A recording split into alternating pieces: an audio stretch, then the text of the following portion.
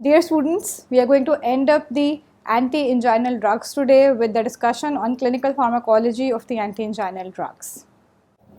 In the last lecture, we asked you if you know about the effects of beta blockers on exercise tolerance and angina. We are going to elaborate the answer today, but if you want to know the answer, keep following till the end. So continuing further, what are the principles of anti-inguinal therapy? The first and foremost important thing is modification of risk factors. कुछ जब तक हम cause को treat नहीं करेंगे, हम जितनी मर्जी थेरेपी दे दें, देयर विल बी फेलियर अगर आपने रूट कॉज को ट्रीट ना किया. Hypertension, obesity, smoking, hyperlipidaemia, these are all modifiable risk factors. इनको हम चेंज कर सकते हैं, इनको हम ट्रीट कर सकते हैं, कंट्रोल कर सकते हैं. सो this is very important if we want to halt the progression of ischemic heart disease. Anti-inguinal drugs are the mainstay of treatment. हमने ये already discuss किया है that the main purpose is either to decrease the oxygen demand or to increase the coronary blood flow. In both the cases हम ischemia को decrease करेंगे और जब ischemia decrease होगा तो risk of angina, myocardial infarction कम हो जाएगा. Antiplatelet drugs are equally important to prevent the formation of clots. And so is the lipid lowering drugs. Hyperlipidemia को अगर हम treat करेंगे, हम excessive clotting को treat करेंगे तो we will be slowing down or preventing the formation of clots and atheromas और myocardial जो coronary vessels जो narrow हो रही हैं उसको हम कम कर सकेंगे. So these factors are equally important in addition to the anti-inguinal drugs. Now when we talk about angina on effort, which is the 90% cases of angina, उसमें क्या है कि अगर एक पेशेंट को हाइपरटेंशन भी है साथ में, because these patients normally do have comorbid diseases. So let's say if the patient has hypertension as well, it is a wise choice कि आप उसको बीटा ब्लॉकर या कैल्शियम चैनल ब्लॉकर के साथ जो है वो उसके एंजाइना को ट्रीट करें. Y?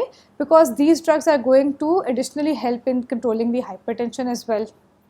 But if the patient is normotensive, उसको ब्लड प्रेशर का मसला नहीं है, देन इट इज़ वाइज कि आप उसको लॉन्ग एक्टिंग नाइट्रेट्स के साथ उसका ट्रीटमेंट स्टार्ट करें फॉर एंजाइना. बहुत सारे जगहों पे combinations are used and there is a very strong rational for these combinations also, जो हम नेक्स्ट स्लाइड में डिस्कस करेंगे. We can either give beta blockers with nifedipine. देखिए the point to concentrate here is कि beta blockers के साथ हमने अगर कैल्शियम चैनल ब्लॉकर यूज़ करना है तो हम डाईहाइड्रोपायरिडीन्स यूज़ करेंगे. We would not use a non dihydropyridine जैसे कि वेरापेमिल या डिल्टाइज़म. वाई? बिकॉज देखें कि जो नॉन डाईहाइड्रोपायरिडीन्स हैं वो प्राइमरीली मोर इफेक्टिवली हार्ट को डिप्रेस करती हैं, कार्डिक डिप्रेशन कॉज करती हैं, कार्डिक कंडक्टेंस को डिक्रीज़ करती हैं, हार्ट रेट डिक्रीज़ करती हैं, कंडक्शन डिक्रीज़ करती हैं. And so is the effect of beta blockers. Beta blockers also decrease the heart rate. The combination of beta blockers and non-dihydropyridine calcium channel blockers can be life-threatening for the patient because of the excessive bradycardia that can potentially lead to cardiac blockade or arrest. ठीक है? That said, dihydropyridines like nifedipine, amlodipine, felodipine जो आपकी vascular endothelium के ऊपर ज़्यादा effect produce करती हैं और उनका वेजोडाइलेशन मेन मैकेनिज्म होता है, they can be combined with the beta blockers. The second option is that you combine nifedipine and वेरापेमिल.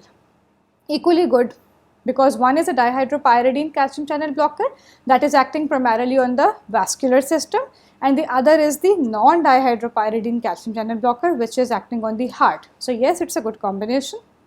The third combination is that you combine nitrates with the beta blockers or calcium channel blockers. Both of them are equally fine. इससे भी अगर patient ठीक नहीं होता then we have to resort to 3 drug treatment. 3 drug treatment का मतलब ये है कि जाहिर है जो 3 ग्रुप्स हैं आपके पास, beta blockers, nitrates and calcium channel blockers, तीनों के तीनों दे रहे हैं आप किसी ना किसी फॉर्म में, तो फिर पेशेंट का एंजाइना कंट्रोल्ड है. और अगर उससे भी कंट्रोल ना हो देन वी से this is refractory angina and it is inevitable that you go for surgical revascularization. Some consultants even prefer revascularization to 3 drug treatment. Talking about the combinations, आपकी big कैडजिंग में भी और मिनी कैडजिंग में दोनों में टेबल दिया हुआ है. It is the same table in both the books and it is extremely important not only concept wise but also exam wise. बहुत पूछा जाता है, ठीक है। यहाँ पे आप देखें the question is asked in a way that what are the advantages of combining nitrates with beta blockers, what is the rational for combination of 2 drugs. तो रैशनल क्या है, लॉजिक क्या है, रीज़न क्या है। अगर हम देखें सबसे पहले हार्ट रेट को, तो देखें अगर हम nitrates if you use them alone, तो नाइट्रेट्स वेसोडाइलेटर्स होते हैं, they cause vasodilation, but because of that vasodilation there is a decrease in the peripheral vascular resistance and a reflex increase in the heart rate. Reflex tachycardia cause करते हैं, we know that. अगर हम साथ beta blocker दे देंगे तो ये जो reflex tachycardia ये काउंटर हो जाएगा, ये बैलेंस हो जाएगा। क्यों? क्योंकि beta blockers are going to decrease the heart rate, the nitrates are increasing the heart rate, the beta blockers are decreasing the heart rate, they will settle down somewhere in the middle with a normal heart rate. It's an advantage, ठीक है जी।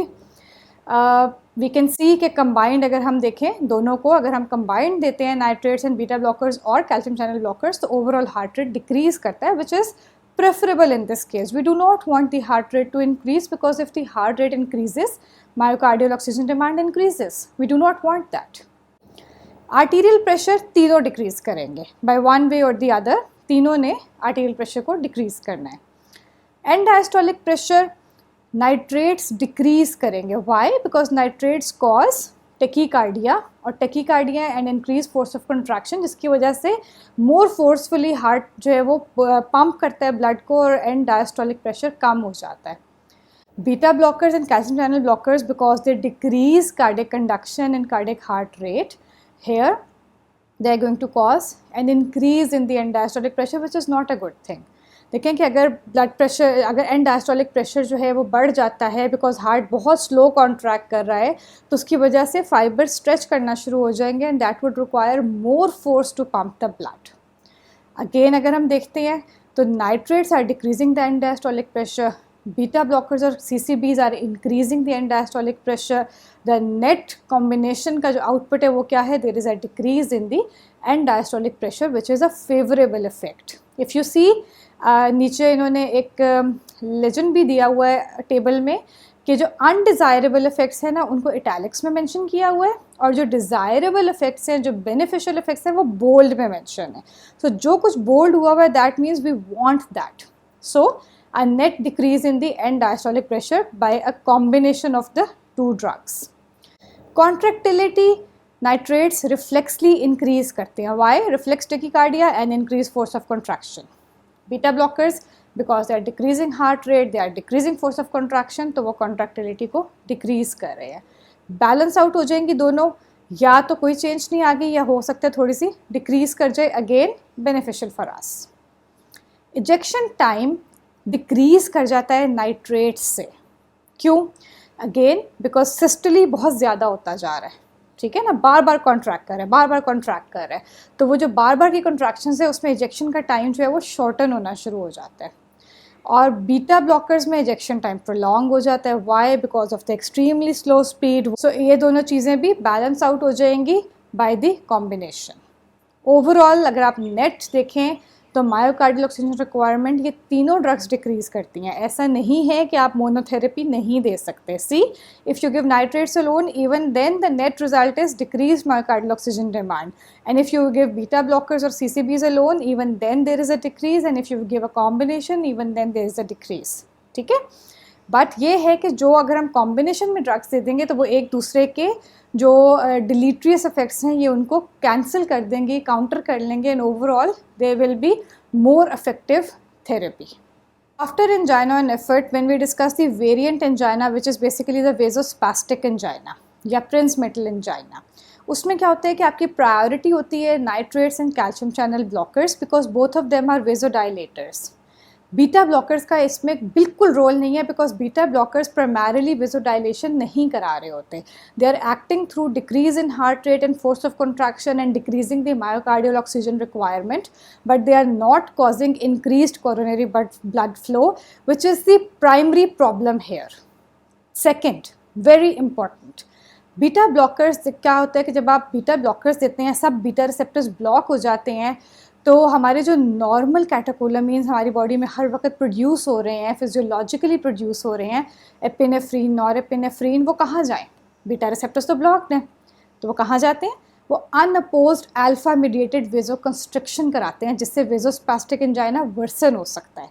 सो this is one of the other reasons जिसकी वजह से number 1 beta blockers have no therapeutic role because of their mechanism in angina.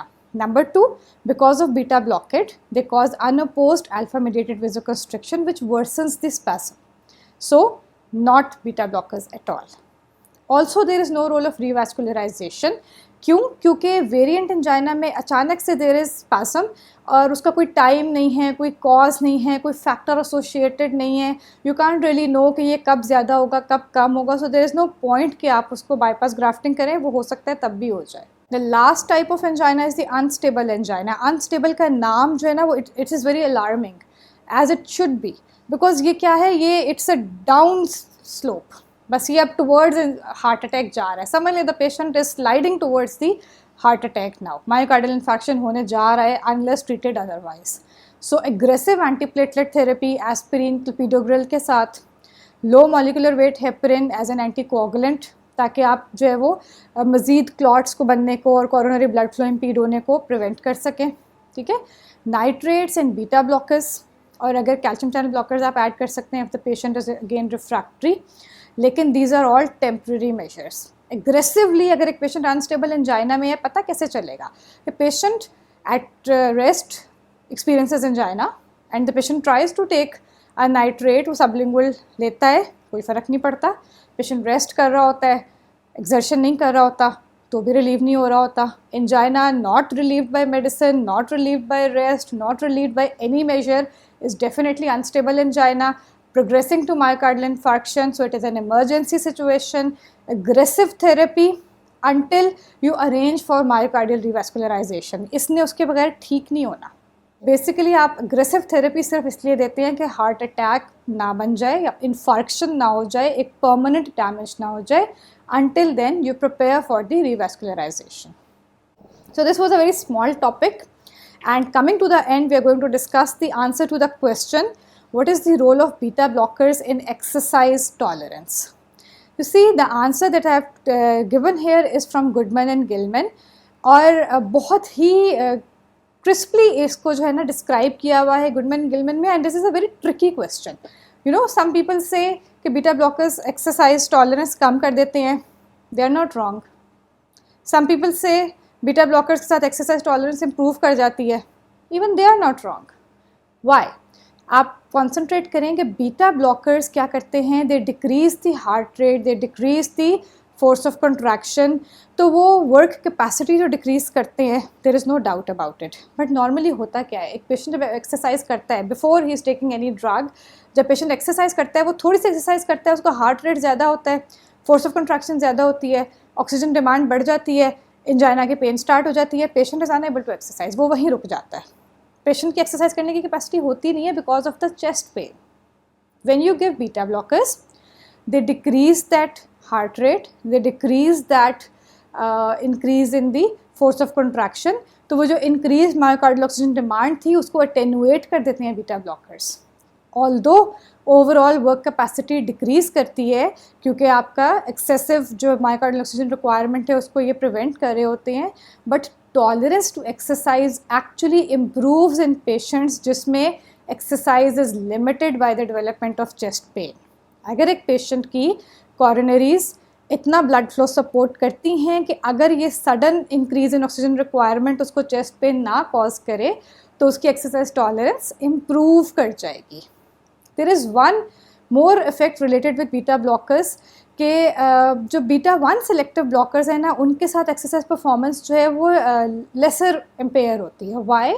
क्योंकि जो non selective beta blockers हैं वो beta 2 receptors को भी ब्लॉक करते हैं, और beta 2 receptors are present in the skeletal muscles and they cause skeletal muscle vasodilation during exercise, जिससे स्केलेटल मसल्स का ब्लड फ्लो इम्प्रूव करता है and this helps in the movement and exercise.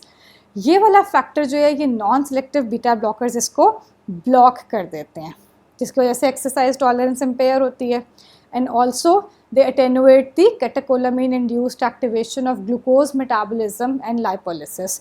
हमारी बॉडी में exercise हमारी पूरी body उसको respond करती है. There is an increase in heart rate, there is an increase in cardiac output, increase muscular activity, increase metabolism to support and provide energy. तो इन सब में क्या होता है कि जो हार्ट रेट कम करने वाला इफेक्ट है बीटा ब्लॉकर्स का वो तो बेनिफिशियल होता है, पर जो बीटा 2 ब्लॉकेड होता है स्केलेटल मसल्स में और मेटाबॉलिज्म में, उसकी वजह से एक्सरसाइज टॉलरेंस कम हो जाती है. Overall there is no yes और no to the question. It's a tricky concept and we have to understand is holistically. I hope that clarifies. If you have any question regarding this, please write down in the comments. So here we end up with the drugs that are used for angina. If you have any questions regarding the whole topic, please feel free to comment. Please share and subscribe. Thank you.